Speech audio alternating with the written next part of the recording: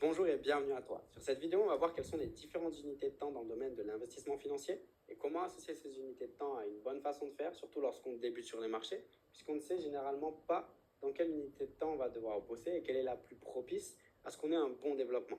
Donc déjà, en premier temps, une unité de temps, qu'est-ce que c'est? On va avoir des unités de temps qui vont de 1 minute à 1 mois, en passant par différentes justement horaires. 1 minute, 5 minutes, 15 minutes, 1 heure, 4 heures, un jour, une semaine, un mois. Et on a plein justement d'unités de temps entre ces unités-là. Comme entre les 1 heure et les 4 heures, on a 2 heures, 3 heures, etc. Et je vous dis vraiment les principales. Maintenant, ce qu'on a tendance à faire en tant que débutant, c'est se rapprocher au plus proche du graphique pour avoir l'impression qu'on a beaucoup plus d'opportunités. On va être là, ça va bouger. On va penser plutôt qu'il va y avoir beaucoup plus de choix, beaucoup plus de possibilités, alors qu'en réalité, c'est la même chose que si nous étions en unité de temps plus élevée. Juste que ça bouge à beaucoup plus grande échelle, vu qu'on est plus proche du graphique. Maintenant, ce n'est pas correct. Pourquoi? Parce que forcément, qui dit plus proche du graphique dit plus d'opportunités, mais qui dit aussi qu'à l'heure actuelle, en tant qu'amateur, on n'a pas le niveau pour savoir gérer ces opportunités. Donc imaginons que vous souhaitiez gérer toutes ces opportunités. Vous feriez beaucoup trop d'erreurs, ça vous découragerait certainement, et ce n'est pas le but. Et on part du principe où même s'il y a beaucoup plus d'opportunités, ça ne veut pas forcément dire que toutes ces opportunités-là sont bonnes à prendre. Et il faut avoir un jugement et une expérience assez, on va dire, forte et développée pour comprendre et savoir analyser ces choses-là. Donc il faut séparer la petite unité de temps de la grande aussi. Il faut un juste milieu. Si jamais vous tradez en trop grande unité de temps, comme en semaine ou en mois, vous aurez tellement peu d'opportunités que ça vous lassera. Imaginez-vous une seule opportunité par semaine. Ce n'est pas comme ça, on est d'accord qu'une personne qui débute dans le trading arrivera à justement se développer. Et c'est à prendre en compte à 100%. Donc je veux vraiment que vous compreniez ça. Il faut être dans le juste milieu, pas trop court, pas trop long, et savoir juger que justement, entre les deux, l'unité de temps que moi je vous conseillerais dans tous les cas, c'est entre 15 minutes pour être proche du graphique si vous souhaitez, et 1 heure pour en être assez éloigné, mais pour avoir assez d'opportunités chaque jour du mois ou plusieurs dans la semaine. Ce qui est important en tant que débutant, c'est de prendre de l'expérience sur les opportunités qu'on va pouvoir calculer et prendre en compte. Donc justement, je vais vous mettre sur le slide qui suit on va dire l'interface qui est associée à TradingView, donc à l'unité de temps. Et vous allez voir justement qu'on en a beaucoup.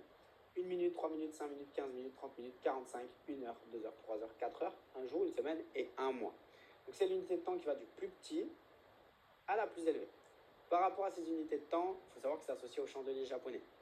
Lorsque vous avez un graphique avec plein de bougies à l'écran, vous voyez, vous avez des dizaines, voire des centaines de bougies, chaque bougie dure le temps qui est indiqué que vous avez sélectionné. Par exemple, si vous avez sélectionné 1 minute, vous aurez chaque bougie sur le graphique qui durera 1 minute. 1 heure, chaque bougie durera 1 heure. Un mois, chaque bougie durera un mois.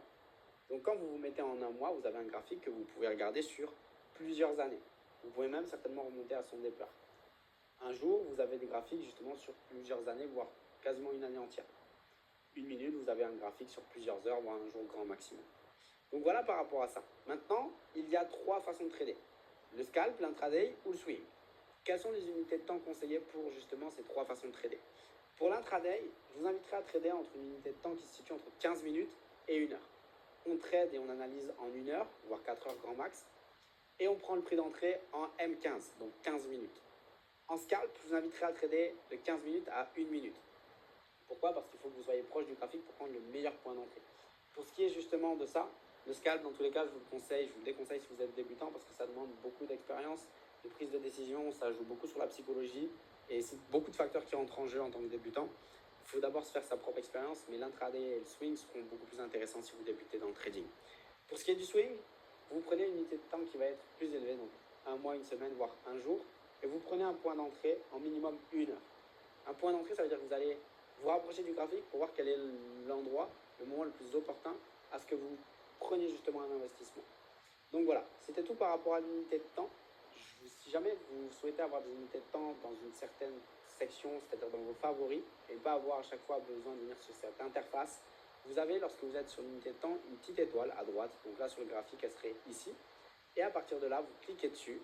Et lorsque vous avez vos 3 unités de temps ou 4, peu importe sélectionnées, vous les aurez favoris et vous n'aurez pas besoin de revenir sur l'interface à chaque fois que vous souhaitez changer.